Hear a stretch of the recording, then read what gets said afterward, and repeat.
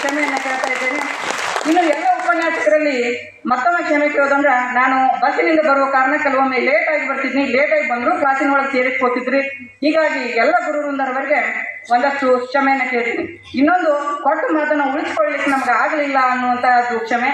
ಯಾಕಂದ್ರೆ ಮುಗುಳಿ ಸರ್ ಅವರು first year ಬಂದಾಗ ಹೇಳಿದ್ರು, ನಮ್ಮ ಡಿಪಾರ್ಟ್ಮೆಂಟಲ್ಲಿ ಬರಬೇಕಾದ್ರೆ ಸಿಂಗಲ್ ಆಗಿ ಬರ್ತಾರೆ, ಹೋಗ್ಬೇಕಾದ್ರೆ ಜೋಡಿಯಾಗಿ ಹೋಗ್ತಾರೆ, ಈ ರೆಕಾರ್ಡನ್ನು ಮುರಿರಿ ಅಂತ ಹೇಳಿದ್ರು. ಬಹುತೇಕ ಈಗ ನಮ್ಮ ಕ್ಲಾಸಿನ ಸ್ಥಿತಿಗತಿಯನ್ನು ನೋಡಿದ್ರೆ ರೆಕಾರ್ಡ್ ಮುರಿದಂಗೆ ಆಗೋದಿಲ್ಲ. ಅದಕ್ಕೆ ಈ ಮಾತನ್ನು ಉಳಿಸ್ಕೊಳ್ಳಿಕ್ಕೆ ಆಗಲಿಲ್ಲ ಅಂತ ಕ್ಷಮೆಯನ್ನು ಕೇಳ್ತೀನಿ. ಇನ್ನೊಂದು, ನಾನು ಕ್ಷಮೆ ಕೇಳಬೇಕಾದದ್ದು ಎಸ್ ಬಸವನಾಳ ಗ್ರಂಥಾಲಯಕ್ಕೆ. ಈ ಗ್ರಂಥಾಲಯವನ್ನು ನಮ್ಮ ಜೀವನದಲ್ಲಿ ಎಷ್ಟರ ಮಟ್ಟಿಗೆ ನಾನು ಬಳಕೆ ಮಾಡಿಕೊಳ್ಬೇಕಾಗಿತ್ತು ಅಷ್ಟರ ಮಟ್ಟಿಗೆ ಗ್ರಂಥಾಲಯವನ್ನು ಬಳಕೆ ಮಾಡಿಕೊಳ್ಳಿಲ್ಲ. ಹೀಗಾಗಿ ಆ ಒಂದು ಗ್ರಂಥಾಲಯಕ್ಕೆ ಕ್ಷಮೆಯನ್ನು ಕೇಳ್ತೀನಿ. ಇನ್ನೊಂದು, ತಿಳಿಯದೆ ನಾನು ಮಾತನಾಡಿದ ಅಥವಾ ನನ್ನ ಮಾತು ನಿಮಗೆ ಯಾರಾದರೂ ತಪ್ಪಣಿಸಿದ್ರೆ ತಮ್ಮೆಲ್ಲರಿಗೂ ಕ್ಷಮೆಯನ್ನು ಕೇಳ್ತೀನಿ. ಇನ್ನು ಒಂದಿಷ್ಟು ಧನ್ಯವಾದಗಳು, ಜಲ್ದಿ ಮುಗಿಸ್ತೇನೆ, ಭೇಟಿ ಮಾಡಿ. ಒಂದಿಷ್ಟು ಧನ್ಯವಾದಗಳು. ಈ ಒಂದು ಮಹಾನ್ ವೇದಿಕೆ ಮೇಲೆ ಇರುವಂಥ ನಮ್ಮೆಲ್ಲ ಗುರುವೃಂದದವರೆಗೆ ನಮ್ಮೆಲ್ಲರಿಗೂ ವಿದ್ಯಾಭ್ಯಾಸವನ್ನು ನೀಡಿ ನಮ್ಮಂಥ ವಿದ್ಯಾರ್ಥಿಗಳಿಗೆ ಮಾರ್ಗದರ್ಶನವನ್ನು ಮಾಡ್ತಾ ಅವರ ಒಂದು ಕರಿಯರ್, ಅವರ ಒಂದು ವೃತ್ತಿ ಜೀವನದಲ್ಲಿ ನಮ್ಮಂಥ ಸಾವಿರಾರು ವಿದ್ಯಾರ್ಥಿಗಳಿಗೆ ಪಾಠವನ್ನು ಮಾಡ್ತಾ ಇದ್ದಾರೆ. ಆ ಎಲ್ಲ ವಿದ್ಯಾರ್ಥಿಗಳ ಪರವಾಗಿ ಹಾಗೂ ವೈಯಕ್ತಿಕವಾಗಿ ತಮ್ಮೆಲ್ಲರ ಪರವಾಗಿ ಇಂಥ ಗುರುವೃಂದಕ್ಕೆ ಧನ್ಯವಾದಗಳನ್ನು ತಿಳಿಸ್ತಾ ಇದ್ದೇನೆ. ಎರಡನೇದಾಗಿ ನಾನು ಧನ್ಯವಾದಗಳನ್ನು ತಿಳಿಸ್ತಾ ಇರೋದು ಕರ್ನಾಟಕ ವಿಶ್ವವಿದ್ಯಾಲಯಕ್ಕೆ. ಇಂಥ ಒಂದು ಕ್ಯಾಂಪಸ್ನಲ್ಲಿ ನಮ್ಗೆ ಅಧ್ಯಯನ ಮಾಡಲಿಕ್ಕೆ ಅವಕಾಶವನ್ನು ಮಾಡಿಕೊಟ್ಟು ಈ ಕರ್ನಾಟಕ ವಿಶ್ವವಿದ್ಯಾಲಯಕ್ಕೆ ಧನ್ಯವಾದ. ನಾನು ಬಸ್ನಲ್ಲಿ ಬರಬೇಕಾದಂಥ ವಿದ್ಯಾರ್ಥಿ ಆಗಿದ್ದರಿಂದ ಬಸ್ ಟೈಮಿಂಗ್ ಹೆಚ್ಚು ಕಡಿಮೆ ಆದರೆ ನನ್ನ ಇಡೀ ಅವತ್ತು ಕ್ಲಾಸಸ್ಸನ್ನು ತಪ್ಪಿದ್ದು. ಹೀಗಾಗಿ ಕರ್ನಾಟಕ ರಾಜ್ಯ ರಸ್ತೆ ಸಾರಿಗೆ ಸಂಸ್ಥೆ KSRTCಗೂ ಸಹ ನಾನು ಧನ್ಯವಾದವನ್ನು ತರ್ತಾ ಇದ್ದೇನೆ.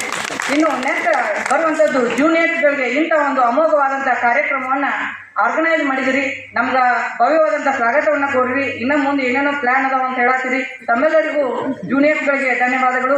ಅದೇ ರೀತಿಯಾಗಿ ನಮ್ಗೆ ಮಾರ್ಗದರ್ಶಕರಾದಂಥ PhD ಸ್ಕಾಲರ್ಸ್ ಅವರಿಗೂ, ನಮ್ಮ ಎಲ್ಲ ಬೋಧಕೇತರ ಸಿಬ್ಬಂದಿಯವರು ಆಫೀಸ್ನಲ್ಲಿ ನಮ್ದು ಏನೋ ವರ್ಕ್ ಇದ್ದರೂ ಜಲ್ದಿ ಮಾಡಿಕೊಡ್ತಿದ್ರು. ಆ ಒಂದು ಬೋಧಕೇತರ ಸಿಬ್ಬಂದಿಯವರಿಗೂ, ಜೊತೆಗೆ ನನಗೆ ಸಿಕ್ಕಂಥ ಎಲ್ಲ ಅತ್ಯುತ್ತಮ ಮುತ್ತು ರತ್ನಗಳಿರುವಂಥ ನನ್ನೆಲ್ಲ ಸ್ನೇಹಿತರಿಗೂ ಧನ್ಯವಾದಗಳನ್ನು ತಿಳಿಸಲಿಕ್ಕೆ ಬಯಸ್ತೇನೆ.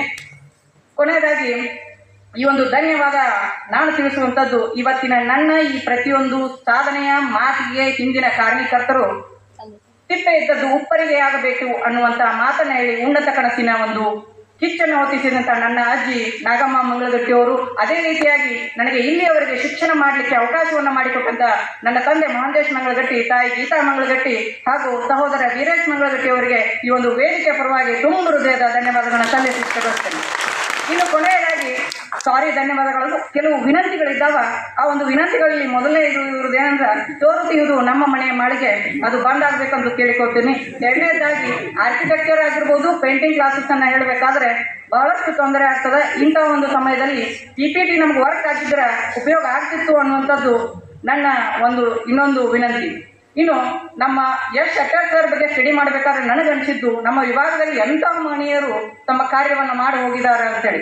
ಇನ್ನೊಂದು ವಿನಂತಿ ಏನಂದ್ರೆ, ಮುಂಬರುವ ದಿನಗಳಲ್ಲಿ ನಮ್ಮ ವಿಭಾಗದ ವಿಶ್ರಾಂತ ಪ್ರಾಧ್ಯಾಪಕರಿಂದ ನಮಗೊಂದೆರಡು ಕ್ಲಾಸ್ ವಿದ್ಯಾರ್ಥಿಗಳಿಗೆ ಇಳಿಸಿದ್ರೆ ವಿಶೇಷ ಉಪನ್ಯಾಸವನ್ನು ಕೇಳಿದರೆ ನಾವು ಉಪನ್ಯಾಸದಿಂದ ಪಾವನವಾಗ್ತೀವಿ ಅನ್ನುವಂಥ ಮಾತನ್ನು ಹೇಳ್ತಾ, ಇನ್ನು ಶ್ರೀನಗರ್ ಬ್ರಿಡ್ಜ್ ರೆಡಿ ಆದ ತಕ್ಷಣ ಕರ್ನಾಟಕ ವಿಶ್ವವಿದ್ಯಾಲಯದಿಂದ ನ್ಯೂ ಬಸ್ ಸ್ಟ್ಯಾಂಡಿಗೆ ಡೈರೆಕ್ಟ್ ಕೋಟೆನಗರ ಬಸ್ ಇತ್ತಂತ, ಈಗ ಬಂದಾಗೈತಿ.